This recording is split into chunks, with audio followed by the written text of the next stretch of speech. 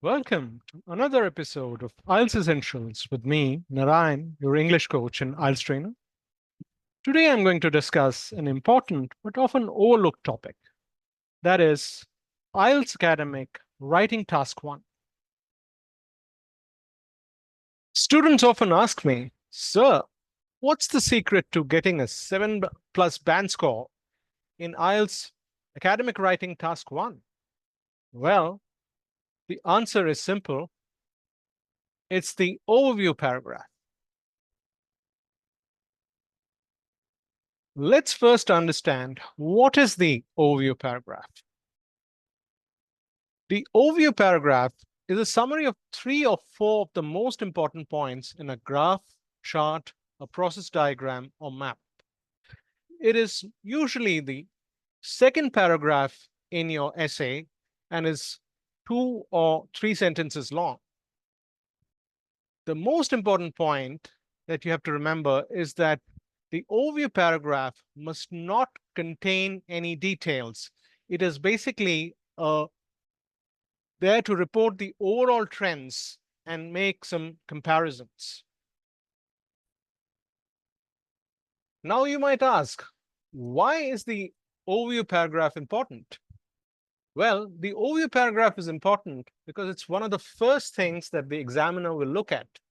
It will tell him that you're able to identify the most important information in the chart or graph that's given, and that you're able to recognize the overall trends and make comparisons.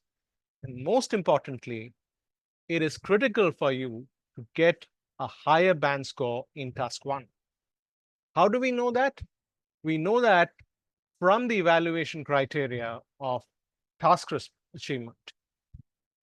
In this, overview is mentioned at least 3 times, and it clearly states that you need some kind of overview to get even a band 5. If you don't have an overview, you will get a band score of less than band 5.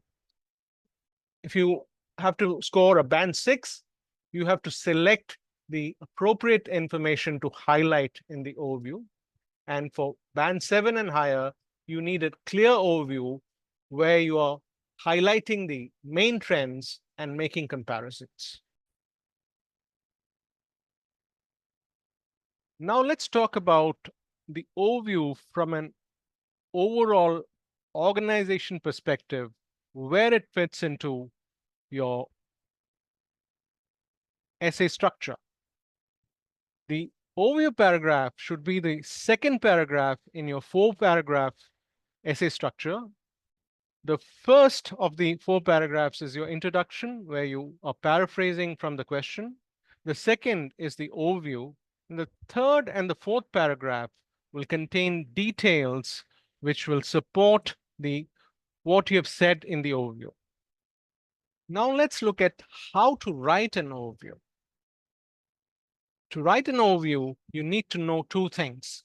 The first is, what is the question prompt asking you to do? And the second is to know the different kinds of charts that you might be given in the question. The question prompt for task 1 is always the same. It'll ask you to summarize the information by selecting and reporting the main features and making comparisons wherever relevant. And the question is going to give you 2 different kinds of chart or graph. They could either be a dynamic chart or a static chart or graph.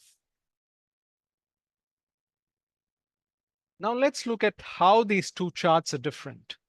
A dynamic chart gives you data over a period of time, whereas a static chart will give you data at one point of time. And this will affect the type of information that you will extract from these charts. Here is an example of a dynamic chart. As you can see, it gives you data over a period of time here from 1970 and projects it to 2040. And here is a static chart which gives you data for 2 different points in time, 1995 and 2005. Now let's look at what specifically you will look for in these two different charts. In a dynamic chart, you will look for what the data is doing from the start to the finish, how it is moving. Does it generally go up, or is it go down, or does it tend to fluctuate? Basically, we are looking at what is the trend. Are there any differences in the general trend? And is there an overall increase in the data, or is there a decrease in the data? In a static chart, we are looking at the highest and the lowest value. Are there any noticeable differences in the different elements? Are there any similarities in the elements of the chart? And are there any significant exceptions? Let me explain this with an example. I have here an actual IELTS Task 1 question where it's a dynamic chart where data is given over a period of time, where you have a historical data and then there is projections up to 2030. It gives you energy consumption in the US by fuel sources from 1980 upwards to 2030. As you can see, the primary fuel source from 1980 to projected up to 2030 is fossil fuel, with petrol being the highest, petrol and oil, followed by coal and then natural gas. The alternative sources of energy are relatively less used. They are nuclear, solar and wind, and hydropower. And all three of them are under 10% in this chart. Here you can see a sample answer to the question that was there in the previous slide. I'm following the 4-paragraph essay structure that I discussed with the introduction, overview, and 2 details paragraph. And the overview paragraph has been highlighted in yellow.